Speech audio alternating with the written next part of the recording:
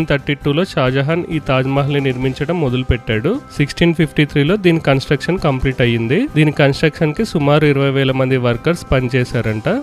ఈ ఏరియాలో టోటల్ గా 16 పార్క్స్ ఉంటాయి. అలాగే 53 వాటర్ ఫౌంటైన్స్ ఉంటాయి. ఈ నెంబర్స్ ని తాజ్ మహల్ కన్స్ట్రక్షన్ కంప్లీట్ అయిన ఇయర్ 1653కి మ్యాచ్ అయ్యే విధంగా ఏర్పాటు చేశారు.